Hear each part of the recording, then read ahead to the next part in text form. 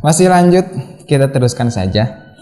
Nyambung dari keterangan yang sebelumnya bahwasanya kita tidak boleh menambah rukun ataupun mendatangkan sesuatu hal yang termasuk rukun sholat tapi bukan pada tempatnya. Nah, itu pun juga dengan secara disengaja. Misalkan ruku di tempat sujud, sujud di tempat ruku, itu nggak boleh seperti itu. Bahkan dia pun juga tahu bahwasanya tata cara sholat bagaimana yang benar menurut syara. Nah, kalau memang dia tahu dan dia sengaja melakukan hal tersebut, maka itu termasuk tala'ub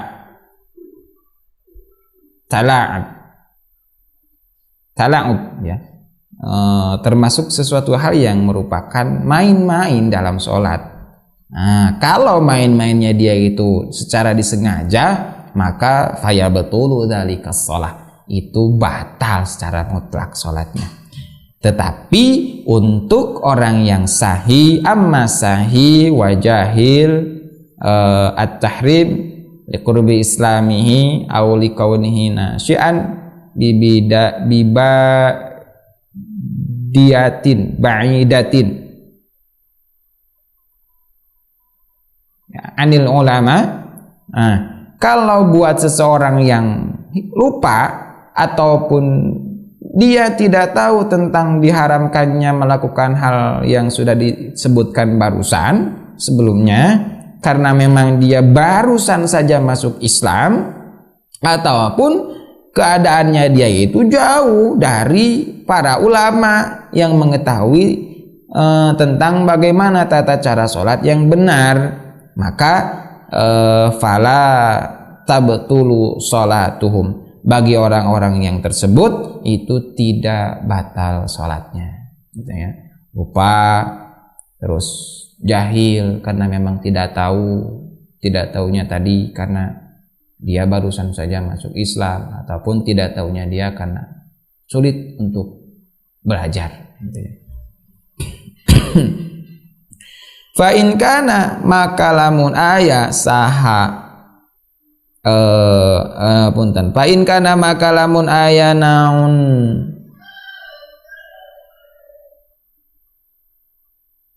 saha jalma eta sahwan hilap poho au zada atanapi nambihan saha jalma ghairu makana salianti perkara dzukira anu tos dicarioskeun naon ma minal arkani tina pirang-pirang rukun amdan halna ngahaja tuh gitu nya. Au sahwan atanapi pokok saha jalma lam tabtul maka henteu batal naon salatna si jalma alal asah menurutkeun kaul yang sah gitu ya.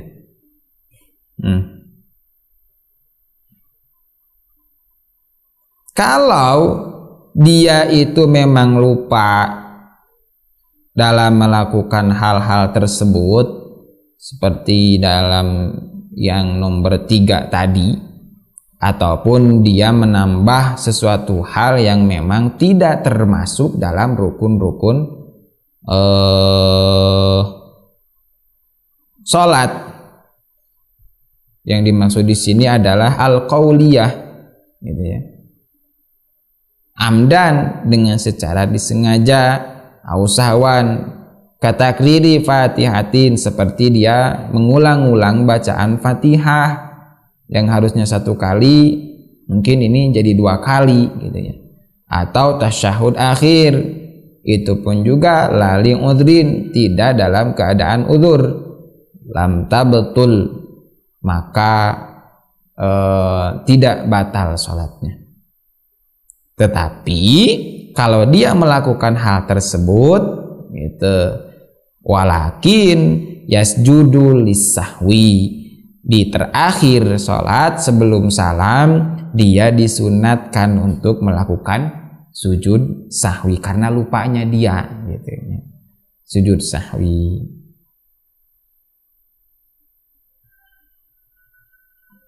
Fi fi'li ma yubtilu amdahu as-shalah gitu. Karena dia mengerjakan sesuatu hal yang dapat membatalkan sholat dengan secara disengaja, maka sunat untuk melakukan sujud sahwi, tapi dengan syarat-syarat yang termasuk tadi disebutkan. Ar-rabi'u ari anu kaopatna eta ayata harroka gerak-gerak bergerak sajalma harkatan wahidatan kana sakali gerakan mufritotan anu ngabatalkeun gitu awu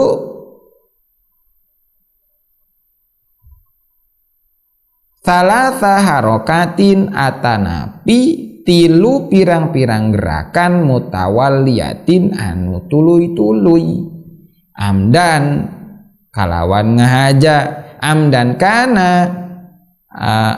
kalawan ngahaja kana aya saha jalma au sahwan atanapi hilap au jahlan atanapi teterang bodoh. Yang keempat yang membatalkan sholat itu adalah bergerak dengan satu kali gerakan yang dapat membatalkan sholat. Seperti halnya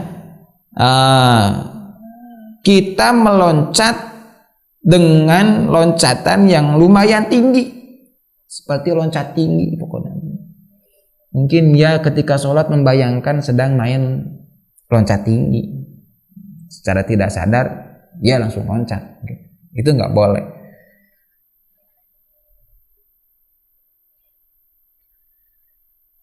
Lanjut, gimana kalau memang dikarenakan sesuatu hal yang mengakibatkan dia loncat?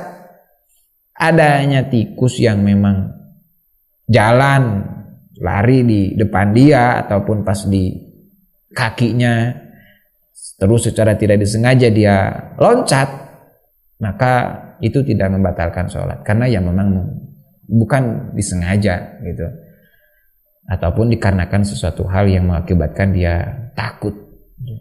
Asal posisinya dia ketika mendarat itu tidak melenceng dari arah kiblat. Kalaupun dia melenceng, maka dia harus segera membenarkan lagi posisi sholatnya untuk menghadap ke arah kiblat.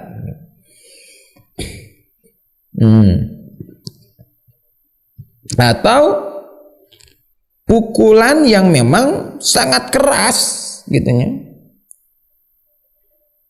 Satu kali gerakan, namun gerakan tersebut itu bisa membatalkan sholat. Salah satunya ini dorbatin, mufritotin, yaitu memukul dengan sangat keras.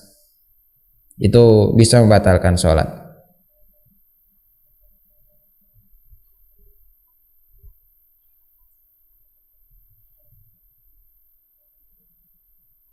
Dan juga yang termasuk harkah wahidah yang dapat membatalkan sholat itu adalah bergerak dengan maksud main-main gitunya. Kakhutwatin, seperti loncat. Ghairu mufritotin, yang tidak membatalkan loncat-loncat kecil, tetapi ya niatnya dia main-main gitu. Atau tasfiqah, nepuk, namun niatnya main-main, itu pun juga bisa membatalkan sholat. Bukan karena ngasih tahu imam ketika imam lupa, salah satunya kan dengan cara kita nepuk gitu. Ini mah bukan, tapi karena dia pengen main saja ketika sholat. Ya, karena dalam sholat itu memang dituntut kita harus khusyuk, harus benar-benar fokus hati, pikiran kita, lisan kita terhadap apa yang diatur dalam sholat. Terutama pikiran kita ya harus fokus tertuju kepada Allah Subhanahu wa taala. Jadi bagi orang yang khusyuk ya tentu tidak akan ada satu kesempatan untuk al-la'ib atau cala'ib, dia bermain-main di dalam sholat. Au tsalatsa harakatin mutawaliyatin, ataupun 3 kali gerakan yang berturut-turut gitu. Kecuali gerakan yang timbul dari a'dha'ul saghir, dari anggota yang kecil, bukan dari anggota yang besar. Yang membatalkan di sini timbul dari anggota yang besar-besar seperti tangan. Adapun jari-jari, kalau memang ketika kita mengalami kegatalan di muka, maka bisa kita garuk dengan berkali-kali, tapi jangan terlalu sering, takutnya masuk dalam la'ib gitu. Dan juga jangan terlalu lama. Kalau memang sudah tidak terasa ya cukup 1 kali saja. Kita nempelkan tangan, telapak tangan, lalu yang bergerak itu cuman jari-jarinya saja, tidak sambil menggerakkan keseluruhan anggota tangan. Kalau anggota tangan yang digerakkan itu 1, 2, 3 itu sudah membatalkan sholat. Jadi cukup 1 kali, udah diam. Kalau memang masih terasa, diam dulu sebentar, jangan langsung digerakkan lagi, lalu kita gerak lagi, diam lagi. Kalau memang masih terasa, itu 1 kali gerakan lalu terpisah lagi, itu tidak dihitung gerakan yang kedua ketika kita bergerak lagi, tapi 1 kali cukup, diam 1 kali, itu dihitung terus 1 kali. Tapi kalau 3 kali gerakan, 1, 2, 3, nah itu bisa membatalkan sholat. Jadi harus dijaga gerakan itu. Kalau memang seumpamanya ya kita bisa menahan, ya tahan. Tapi kalaupun kita tidak bisa, ya jaga jari bergerak lebih dari, bukan lebih dari 3, tapi 3 kali gerakan. 3 kali gerakan batal, apalagi lebih dari 3 mungkin. Jadi 2 saja cukup, 2 kali gerakan cukup. Amdan kana au sahwan au jahlan, meskipun itu disengaja atau karena dia lupa ataupun karena ketidaktahuan dia.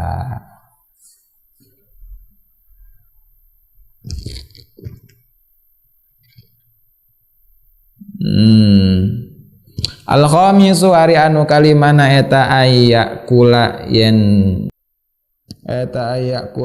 tuang saha jalma au yashraba atana pieu saha jalma qalilan halna sali amdan halna ngahaja qasidan walau bi ikrahin fa in kana maka lamun aya saha jalma atanapi al-khamis ayyakula wa yashraba ya eta sahwan boho au jahlan atanapi bodoh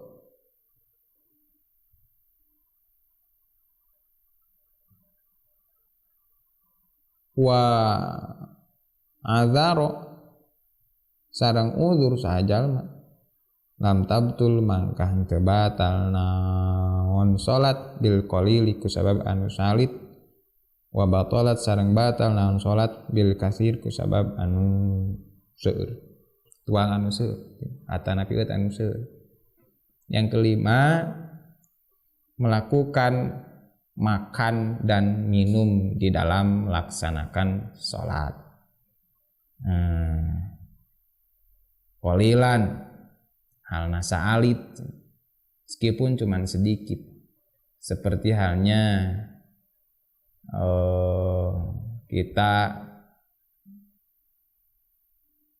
memakan atau mengunyah sisa-sisa makanan yang nempel atau nyangkut di gigi gitu.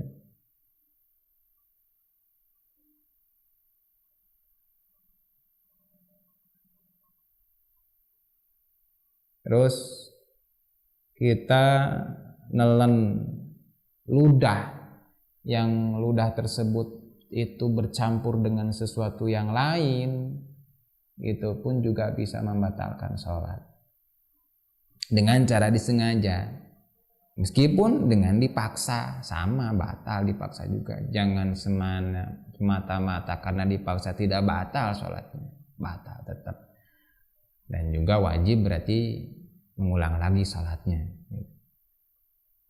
Fa in kana sahwan, tetapi kalau dia lupa bahwasanya ketika dia makan itu ada dalam keadaan sholat, ataupun dia tidak tahu sambil sholat ngunyah permen, nah maka lam tabtul, itu tidak membatalkan sholatnya. Nah, bil qalil itu pun juga lupanya itu kalau dengan memakan sesuatu hal yang sifatnya sedikit, kalau lupa. Tetapi kalaupun dia lupa ketika makan, namun yang ternyata dimakan itu lebih dari sedikit, makan permen sudah beberapa kali, habis satu, buka lagi, ngunyah lagi, nah itu mah bukan lupa mungkin, tapi keenakan. Nah itu bisa membatalkan sholat bil kathir ya. Kalau tadi kasus yang pertama itu tidak batal kalau batal secara mutlak kalau dia dengan sengaja memakan sesuatu hal meskipun cuman sedikit. Tetapi untuk urusan kalau memang dia lupa ataupun dia tidak tahu bahwasanya makan dan minum itu tidak diperbolehkan di dalam sholat, kalau minum dan makannya sedikit itu tidak batal, tapi kalau banyak batal. Asadi suari anu kagenepna eta fi'lu syai'in midamal hiji perkara min mufritatis shaimi tina pirang-pirang anu ngabatalkeun kajalmi anu puasa, ghairil akli salianti tuang wasyurbi sareng eut gitu nya. Yang keenam, mengerjakan sesuatu hal yang dapat membatalkan puasa bagi orang yang berpuasa. Hal-hal yang dapat membatalkan puasa selain makan dan minum itu pun juga bisa membatalkan sholat gitu. Tetapi tidak setiap hal yang membatalkan sholat itu membatalkan puasa. Makan batal mutlak sholat sama puasanya. Bicara sholat batal tapi puasa tidak. Seperti apa tuh? Seperti halnya kita memasukkan sesuatu hal ke dalam lubang asal, gitu pun juga batal sholatnya. Kentut batal sholat, tetapi untuk urusan puasa kalau kentutnya itu ditergantungkan di tempat. Kentut yang dapat membatalkan sholat itu kalau dilakukan di dalam air gitu. Kalaupun di luar air itu enggak batal. Nah itu mungkin. Asabihu ari anu katujuna eta qat'un niyati megatkeun niat ka aya nu ya saperti niat saja ma'al khuruja kana kaluar minas sholati tina sholat. Yang ketujuh, yang dapat membatalkan sholat itu adalah niat keluar ataupun memutuskan niat.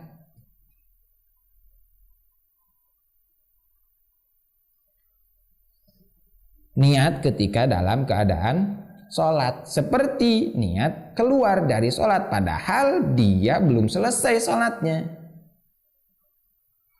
Contoh, Di rakaat kedua misalkan kita teringat bahwasanya ada janji dan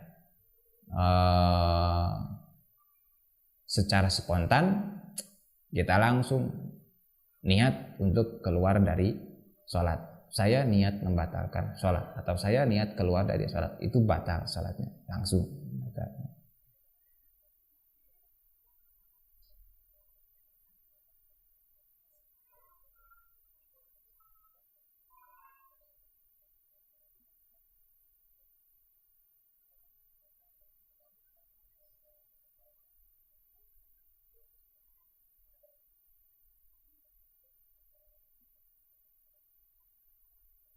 Beda halnya kalau kita berniat untuk melakukan sesuatu hal yang dapat membatalkan sholat, seperti tadi bicara ya,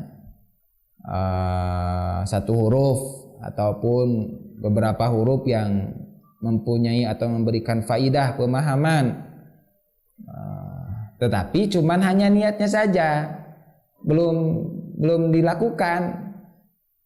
Saya mah engke keur salat terek ngobrol tapi tidak ngobrol, itu tidak batal selama dia tidak melakukan hal yang dapat membatalkan sholat. Meskipun ada niat dalam dirinya, dalam hatinya untuk melakukan itu, selama tidak dilakukan itu tidak batal. Tapi untuk urusan niat, kalau dia mau main-main, mau secara disengaja, itu nggak boleh niat keluar ataupun niat keluar dari sholat. Selama dia masih dalam keadaan sholat, itu nggak boleh.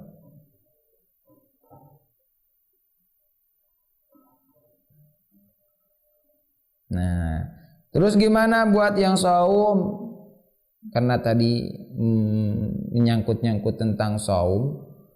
Apakah orang yang saum itu bisa batal sholatnya dengan adanya niat di dalam hati orang itu untuk keluar ataupun batal dari saum? Saya batal saum dalam hatinya, saya ingin membatalkan saum misalkan, tapi secara mutlak itu puasanya tidak batal selama dia tidak melakukan hal yang membatalkan saum. Meskipun ada niat dia ingin keluar dari saum itu. Beda halnya kalau dia memang punya niatan ataupun sambil melakukan sesuatu hal yang dia dapat membatalkan saum, seperti keluar dari Islam ataupun dia murtad, itu secara otomatis batal saumnya gitu. Athaminu hari anu kadalapana, satu lagi mungkin ya, minta eta tahlikul khuruji, ngagantungkeun si jalma kana kaluar minha tina itu salat. Kaayaan wia seperti niat sajalma idza jaa di mana-mana sumping sa Zaidun si Zaid kharajatu maka keluar kaula min hatina itu salat. Yang selanjutnya, jangan kita menggantungkan untuk mengeluarkan niat terhadap sesuatu hal. Contoh, kalau ketika kita sedang salat, kalau ada teman saya datang, maka saya akan membatalkan sholat. Berarti sebelum ataupun selama temannya itu belum datang, dia tidak akan membatalkan sholat. Namun dengan adanya ucapan seperti itu, langsung otomatis batal sholatnya, gitu ya. Karena dia menggantungkan niat di dalam sesuatu hal untuk keluar dari sholat, itu termasuk hal yang dapat membatalkan sholat. Jadi ya jangan sampai kita menggantungkan terhadap sesuatu apapun itu, meskipun tidak terjadi. Ataupun kalau ada gempa bumi, saya akan membatalkan sholat, itu otomatis batal, meskipun tidak terjadi gempa buminya, batal sholatnya. Fatabtulu as-sholah halal. Insyaallah untuk yang selanjutnya kita lanjutkan di pertemuan yang akan datang, dan mohon maaf banyak sekali kesalahan. Wallahu a'lam bishawab. Assalamualaikum warahmatullahi wabarakatuh.